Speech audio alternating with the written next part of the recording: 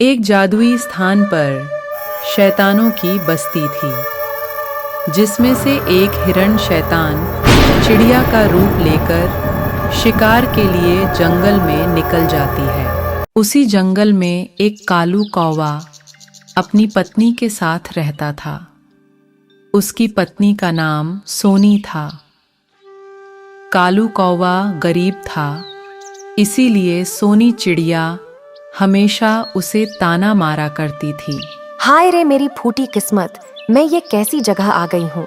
यहाँ ना तो खाने के लिए घर में कुछ दाने हैं और ना ही एक भी रुपए जिसे कुछ खरीदा जा सके। कालू चुपचाप उसकी ताने सुनता रहता था, क्योंकि उसकी हालत गरीबी के कारण बहुत ही टूटी फूटी थी।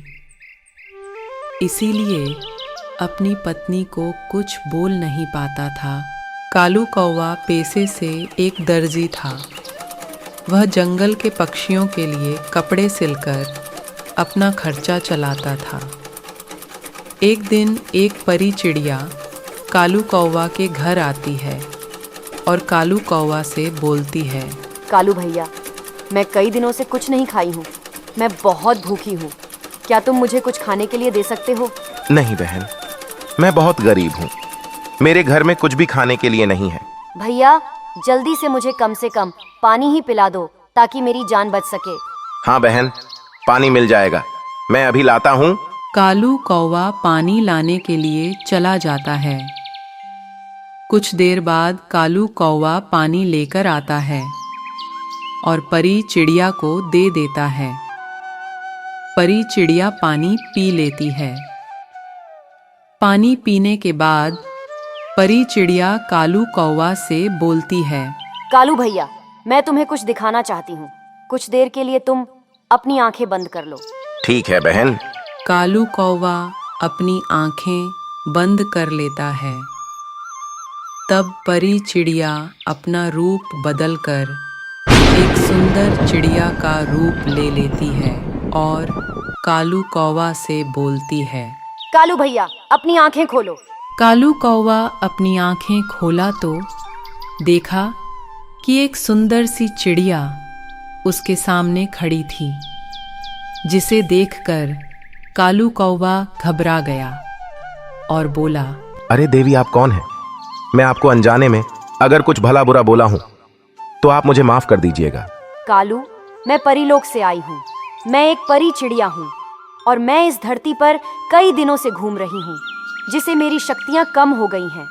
लेकिन तुमने मुझे पानी पिलाकर मुझ पर उपकार किए हो, जिसे मेरी सारी शक्तियाँ मुझे वापस मिल गई हैं।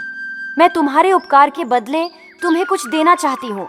तुम मुझसे एक वरदान मांग सकते हो। कोई भी वरदान मांगो, मैं उसे जरूर पूरा करूंगी। कोई भी वरदान मांग सकता हूँ? हाँ कालू, तुम दुनिया का कोई भी वरदान मांग सकते हो। ठीक है, फिर मुझे यह वरदान दीजिए कि अगर कोई भी मेरी इस कुर्सी पर बैठ जाए तो वह मेरी मर्जी के बिना उठ ना पाए और कपड़े सिलता ही जाए।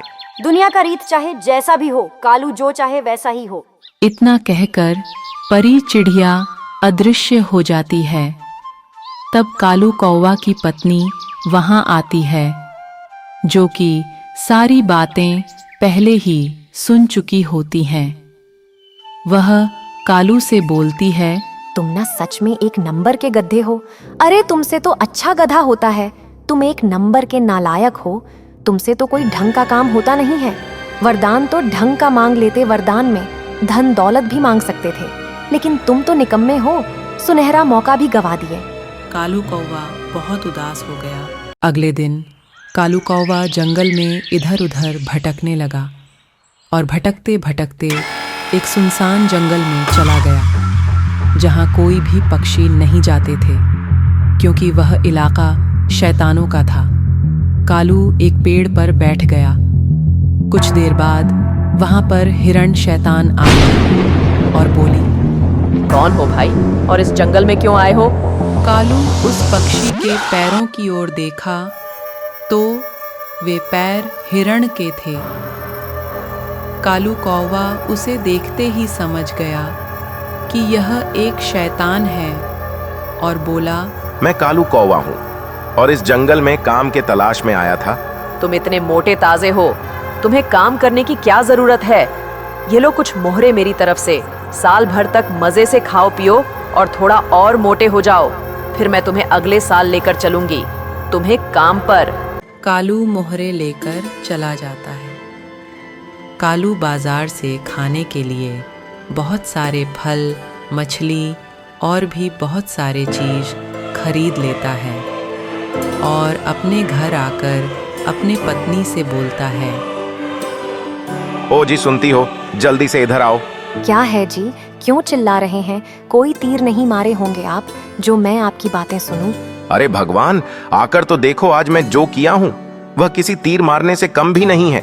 ठीक है, आती हूँ। अगर आज आप खाली हाथ आए होंगे तो आज आपकी खैर नहीं है। सोनी जब वहां आई और उन सब चीजों को देखी तो वह बहुत ही खुश हो गई और बोली, आजी, इतने सारे सामान आप कहाँ से लाए हैं? जी, कहीं चोरी तो नहीं ना किए हैं? अरे नहीं नहीं भगवान, ऐसा कुछ नहीं है। मैं एक नया काम ढूंढ लिया हूँ जिसका पगार मुझे 1 साल पहले ही मिल गया है। अब साल भर तक हमें कोई भी परेशानी नहीं होगी। वे दोनों अब खुशी खुशी रहने लगे।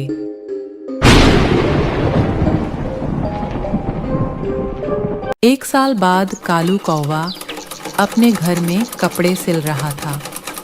तभी हिरण शैतान वहां पर आ जाती है और कालू कौवा से बोलती है, कालू, आज 1 साल पूरा हो गया और तुम्हें तो पता है कि शर्त के मुताबिक आज तुम्हें मेरे साथ चलना होगा। कालू कौवा उसे देखकर घबरा गया और बोला, हाँ बहन, मुझे याद है कि आज मुझे आपके साथ चलना है। बस ये थोड़ी सी काम है, इसको खत्म करके मैं आपके साथ चलता हूँ। तभी कालू की पत्नी सोनी बाहर से आवाज लगाई, ए जी, सुनते हैं, जल्दी से इधर आइए। हाँ सोनी, मैं अभी आया। तब कालू कौवा शैतान से बोला, बहन, मैं अभी आ रहा हूँ, तब तक आप थोड़ी कपड़े सिल दीजिए। ठीक है, जल्दी आना। कालू वहां से चला जाता है और हिरण शैतान कपड़े सीने लगती है। कुछ देर बाद शाम हो जाती है। तब कालू कौवा वापस आया तो देखा कि वह हिरण शैतान का कपड़े सिलते सिलते उसका हालत खराब हो गया था। तब कालू को देखकर हिरण बोली, मैं तुम्हें 1 साल की छुट्टी और 3 थैली मोहरे और दे दूंगी, तुम मुझे छोड़ दो। कालू कौवा बहुत खुश हो गया और बोला, अगर ऐसा है तो फिर ठीक है।